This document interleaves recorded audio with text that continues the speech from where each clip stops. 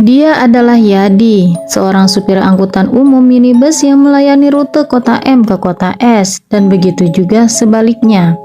M adalah sebuah kota kecil setingkat kecamatan yang berjarak sekitar 100 km dari kota S.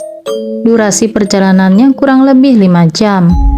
Yadi sendiri bertempat tinggal di kota M. M berlokasi di pesisir selatan Banten. Selepas kota S, maka tempat-tempat yang dilewati akan semakin sedikit rumah penduduk.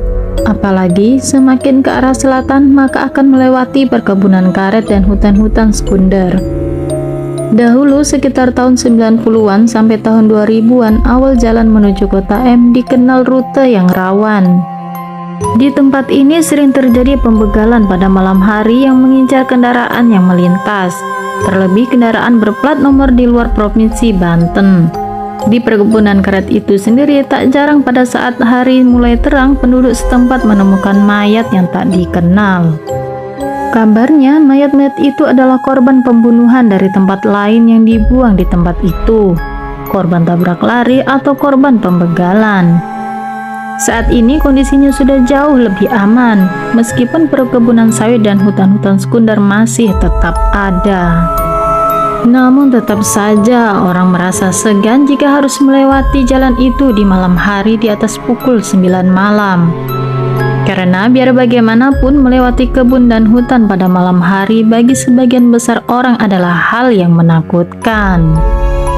Kecuali bagi Yadi. Sebagai putra asli daerah yang lahir dan besar di kota M, dia tidak merasa gentar jika harus pulang ke kota M pada malam hari.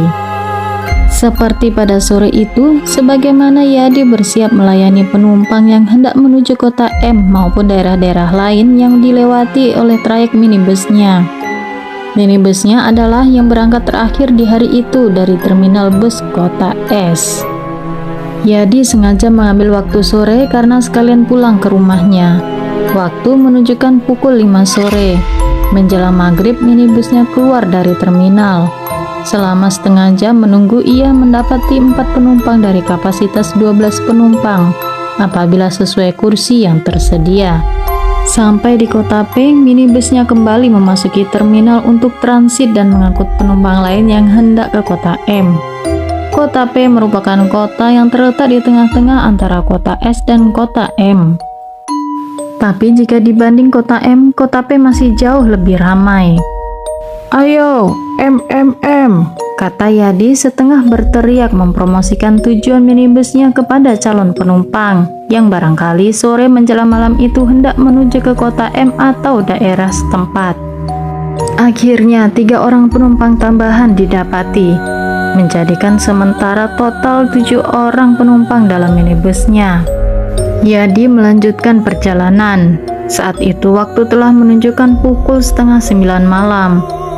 Selepas kota P, ternyata 7 penumpang yang didapatinya semuanya tidak bertujuan ke kota M. Satu persatu turun di tengah perjalanan. Minibusnya sampai ke satu daerah perkebunan sawit. Biasanya apabila hari masih terang, di ujung jalan akses menuju perkebunan terdapat ojek-ojek pangkalan yang menunggu penumpang yang hendak ke desa yang letaknya masuk ke dalam dari jalan raya utama. Namun, selepas waktu maghrib sudah sepi, tak ada satupun ojek pangkalan yang terlihat. Di tempat itu, Yadi melihat seorang perempuan yang sedang berdiri sendirian. Perempuan itu pun melambaikan tangannya ke minibus Yadi sebagai tanda ia ingin menaiki busnya. Dan Yadi pun menghentikan laju minibusnya. Perempuan itu pun lalu naik ke kursi bagian depan bersampingan dengan Yadi. "Mau kemana, Neng?" tanya Yadi basa-basi membuka percakapan. "Pulang ke kampung SW, Kang," jawab si perempuan itu. "Sendirian aja?" lanjut Yadi bertanya.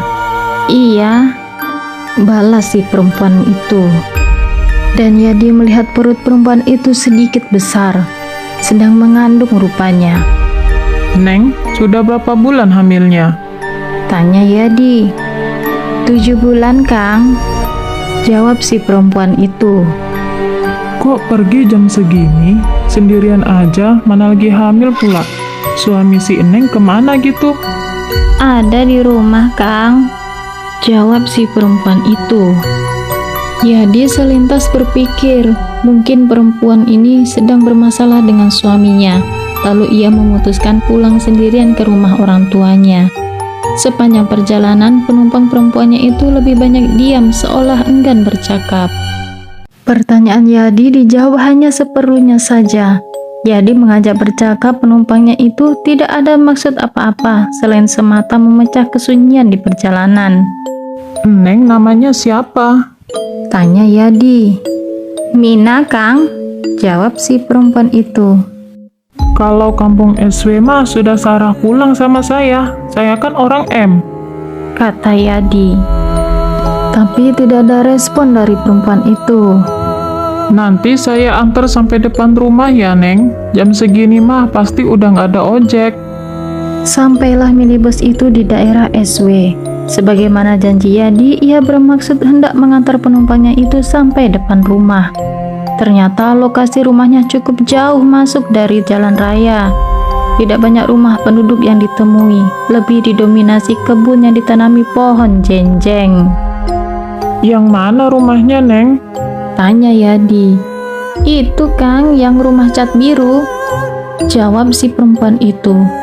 Minibus berhenti di depan rumah pagar yang dimaksud.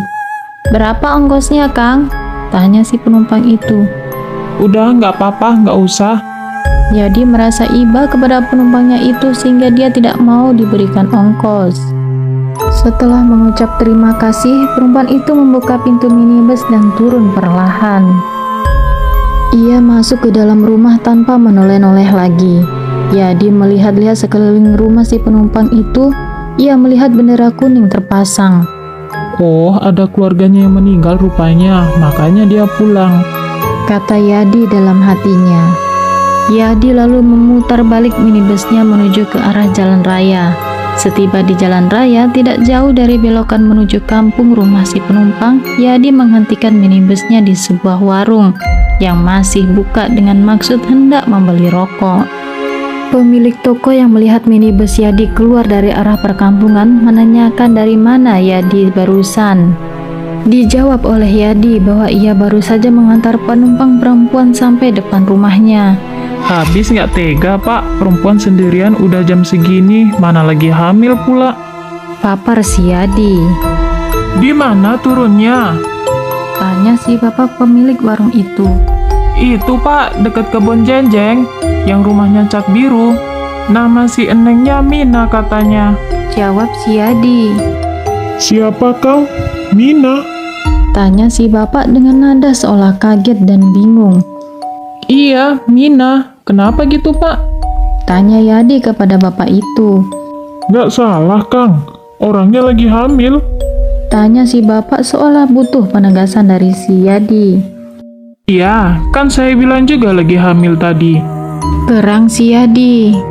Astagfirullah, Kang. Neng Mina mah udah meninggal.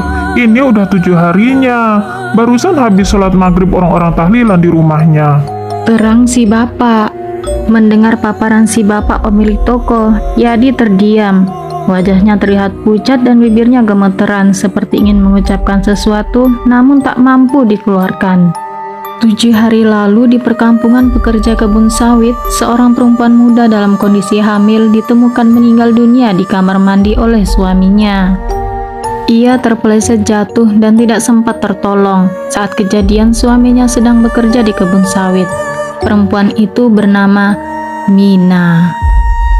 Terima kasih sudah menonton video ini. Nantikan cerita-cerita mistis lainnya hanya di Story Radio FM.